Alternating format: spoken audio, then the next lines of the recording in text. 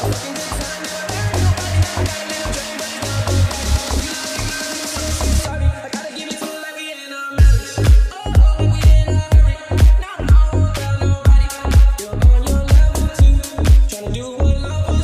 is going on, fam? It's your boy Billy, and in today's video I'm going to be doing a little unboxing. So I've been spicing up the interior a little bit on the SI. I'm still in the progress of doing the Starlight headliner, which is coming to a complete soon.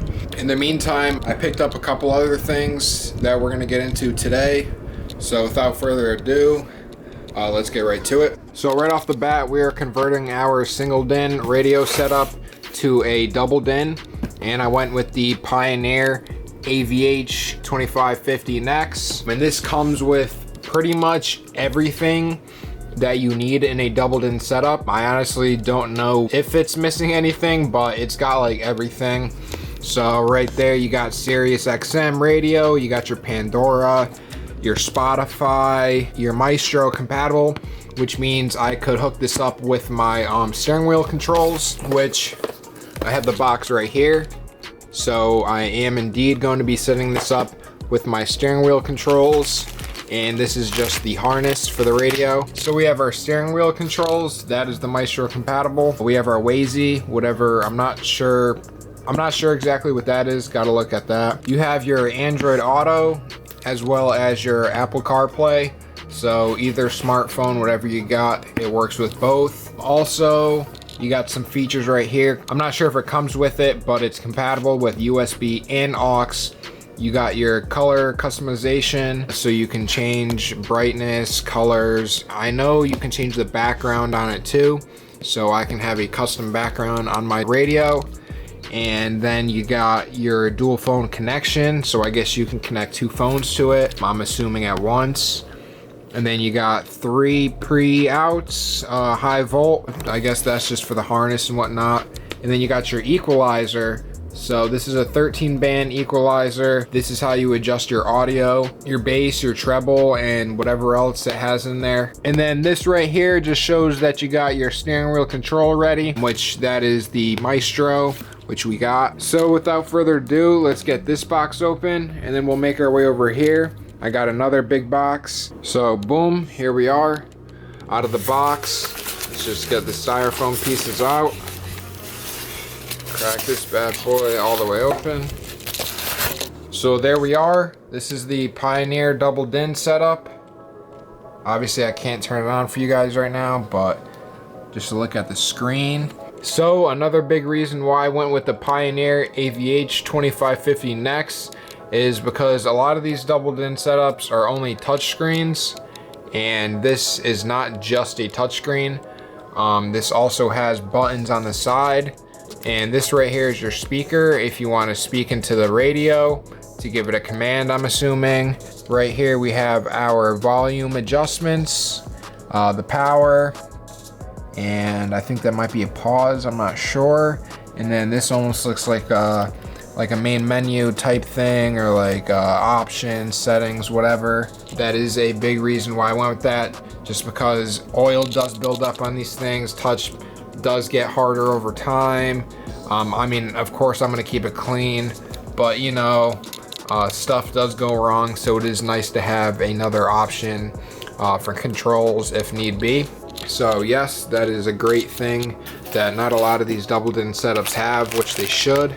So this is the external mic right here, which is the reason for this microphone button right there. So it has a input right there, like an aux input, and it looks like the microphone clips onto something. We'll figure that out, and you speak directly into it. You have your remote. This has all your controls on there, which is also good if you can't use the touch for whatever reason. Who knows? I'm gonna keep this thing in mint condition, but you know, technology, stuff goes wrong. But I am assuming all of these double DIN radios do have the remotes, so that is a good thing. I just liked having those buttons, just in case I'm not using the remote, easy access, whatever. I don't have to keep the remote out at all times.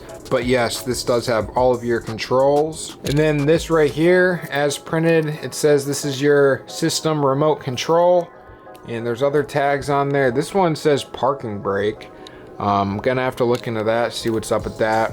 This one has mute, And this one says reverse gear signal input. So we'll have to see what's good with this thing, but it looks like this is like part of the wiring harness or whatever. We got the other one right there.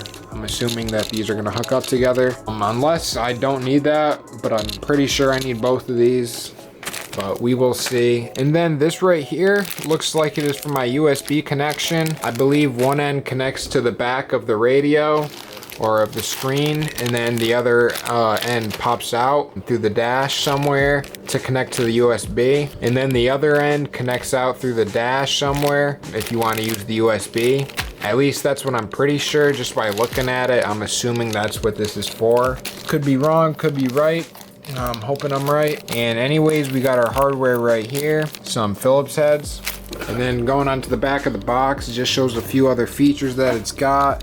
You got your Bluetooth, you got your HD radio, WebLink, Dolby Audio, you got your MOSFET 50 watt by 4, don't know exactly what that is. You got your DVD video, you got your FLAC, don't know what that is, AAC, WMA, you got your MP3, WAV, DIVX, I don't know what most of this stuff is. I mean, I know what MP3, wave, WMA, and then this right here says that it is navigation ready, and this shows that it is backup camera ready, which is perfect because the FD2 conversion kit that I got for the rear end, I went OEM with the rear end, so I do have an OEM FD2 backup camera that I'm going to set up with this. And it just says that it has superior AV performance, and then it obviously comes with the mic, remote, works with iPhones and iPods. One last thing, that is pretty much what it's going to look like when it's all said and done, except it does have a customizable background, so I'm not sure what I'll put as my background, but I'll figure that out. But anyways, let's put this stuff back in the box and let's get to the big box, and I'm going to show you guys what's in here. Alrighty, so we got the Pioneer radio all put away, box back up.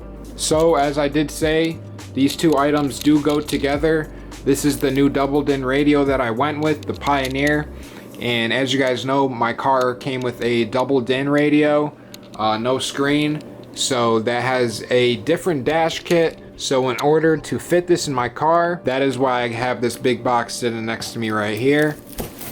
So let's crack her open. Let me show you guys what I got. Alrighty guys, so we got everything laid out right now, except for the radio, which is back in the box. This is just all the dash trim.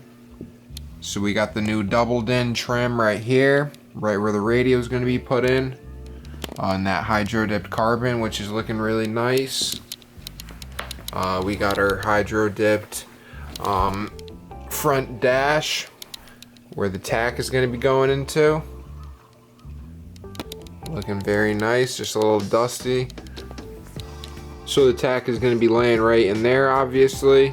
This part right here is going to be sitting in there. And then obviously this just connects to the right. And then you have your compartment right here.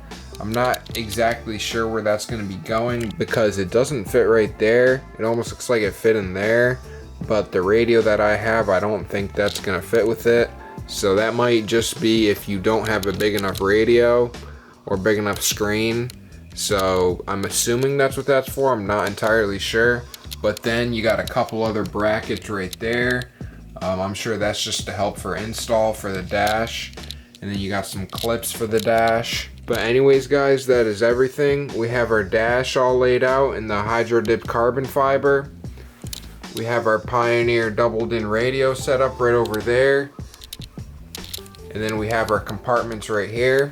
And one last thing, when I picked up this Pioneer double DIN, I did grab this at Best Buy, and when I picked it up, Geek Squad does offer a free installment, so I have an appointment with them next week to get everything installed.